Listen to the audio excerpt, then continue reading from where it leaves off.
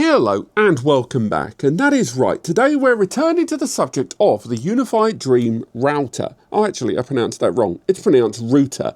Today we're looking at this device 1 year since our review. This isn't the first time I've done a video like this. I do have a tendency every now and then to cherry pick a few items and return to them 1, 2, 3 years down the line just to see how they developed and whether they've stood the test of time. But this video is ever so slightly different because this is one of those rare occasions where I had this device in my home for a year.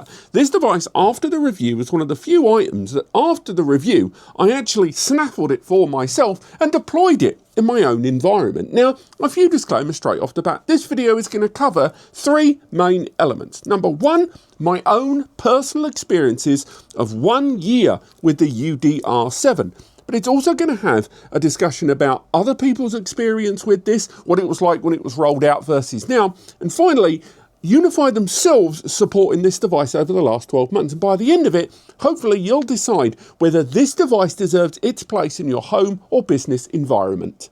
Now, a little bit about my own setup. This was not the only Wi-Fi setup I had running in my home. I had 2 of them running and I had this running alongside it. So we obviously have to factor that in terms of radio noise. Originally, I was just putting it there just to monitor updates until eventually it just got to a point where I just got used to it being there. I had the UDR7 set up alongside 4 access points dotted around the place. I didn't have Protect up and running on this device, so I can't really attest to my own personal experience of utilising this with the surveillance software. It's not the surveillance gear that I use indoors. Also, I had updates set to automatic, so every single update that arrived instantly went on it, and there was around 12 devices total. Over the course of a year, it was around 20 to 25 different devices that this interacted with, but there was a consistent 12 device of portable and static devices over time, and it was deployed just behind the TV in my front room.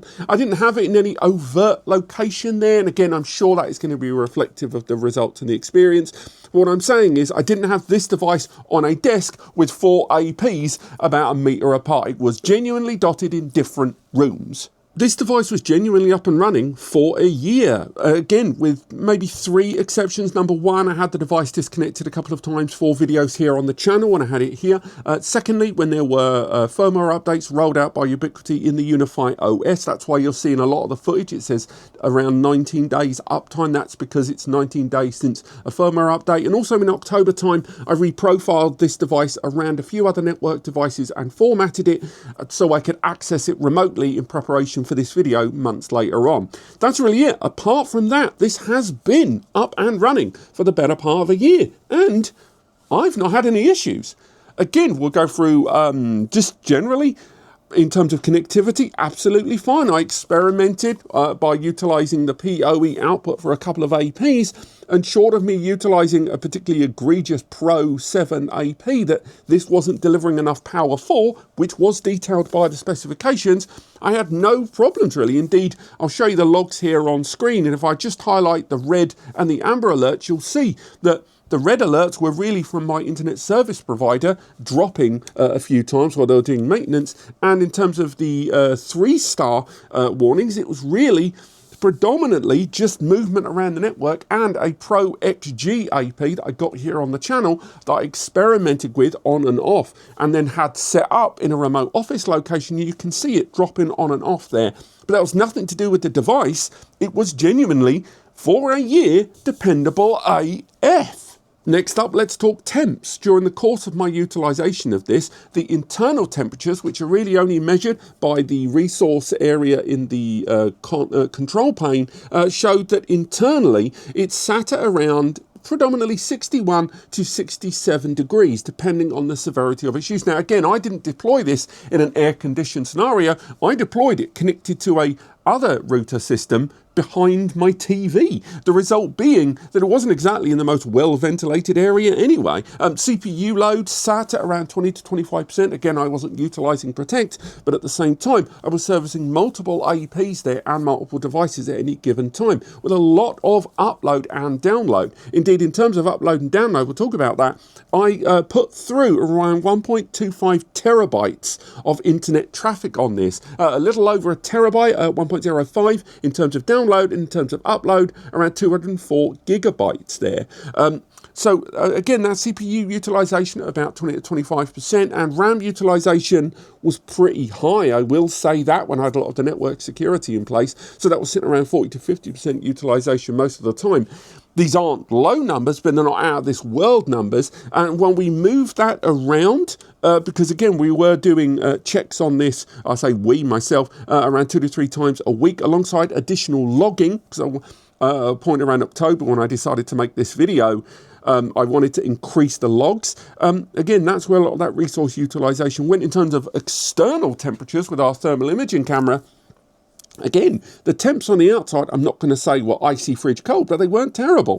The outside of it sat around 48 to 49 degrees. You can actually see that strip there along the top. That's the ventilation panel. That actually reached around 51 degrees during peak use. If we go to the base of the system, lifting it up, that went around 43 to 45 degrees at the base point. And in terms of the ports and connections, all of the CAT cabling, the copper connections are only around 36 to 38 degrees. Although the SFP there was getting pretty warm at 53, and I only used it on and off the SFP on this, so I'm sorry if you're coming to this video for that. To put that into perspective, by the way, I also checked the temps of all of the APs. This video is about the Dream Router 7, not the Pro and XG 7 APs, but all of the APs, all of them sat around 35 to 37 degrees to give you some relativity there of the traffic passing through that network. What I hope you're taking from what I've talked about so far is, in a semi-domestic, solo working professional environment, this device set to pretty much everything to default apart from logging and adding those additional APs. At $279 for this router, this thing did the job, and it pushed through that data safely, securely and reliably, at least for me, for the better part of that year. But of course, I'm not the only one using this, and there's a lot of people that spent $279 on the UniFi Dream Router 7 and had much loftier expectations where this would be their primary network management tool. So how did it go for them? The TLDR of other people's experience when you look online is that if you had that more egregious, more aggressive, more bespoke priority of service, quality of service, and application client service mindset for this deployment, this thing was not released finished. It has, a year on, seen numerous updates that I'll touch on in a bit, but most users consistently agreed at launch that this did not arrive fully developed. The general feeling ahead of the first few months of launch was not that the Dream Router 7 was bad hardware. It was great hardware that was actually quite ahead of most of the market. People loved the idea of it, the direction that Ubiquiti were taking here, and can see the potential. But they felt like they were being early adopters and troubleshooting software in real time. The biggest criticisms kept repeating. Selective connectivity issue, inconsistent Wi-Fi behavior, setups that looked fine on paper but became unreliable once you pushed them harder or to the edge, especially over distance, through multiple APs or in environments that needed sustained, stable performance rather than just good peak speed tests and one-offs.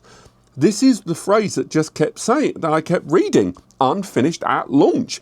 Comes up more often than not, depending on your UniFi's own forums, Reddit or more. Now, to be fair, the mood in 2026 was a lot more positive right there from the gate, with lots of users saying that the software updates and the innovations and changes to the UniFi OS from that initial spring-summer 2025 release were improved upon, and now the software has significantly caught up with what the hardware was promising.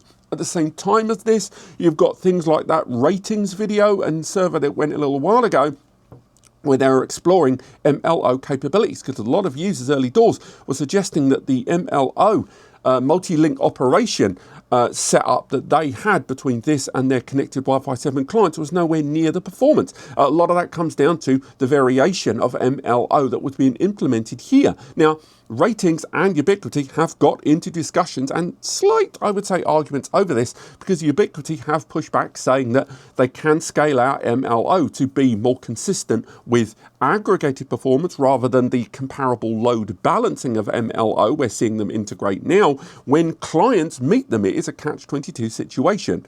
But still, nonetheless, I think a lot of that MLO coverage and, of course, the early inconsistencies of the performance of the Dream Router 7 from a lot of early buyers definitely soured the first few months rollout of this device. Now, things have changed, and as mentioned in 2026, a lot has matched in terms of parity of hardware and software. So, for example, now we can see that in the 12 updates that have arrived for this device, there have been 27 individual additions alongside 47 improvements. Now, say 47, it's actually closer to 55 or 60 as they have revisited stability, revisited optimization and consistent performance alongside 40 individual fixes. So they have definitely redressed and addressed a lot of those early issues. And although it's still not perfect from what I understand, it is a lot closer to what UniFi were promising in the Dream Router 7 now in February, March 2026 than when it first rolled out a year ago.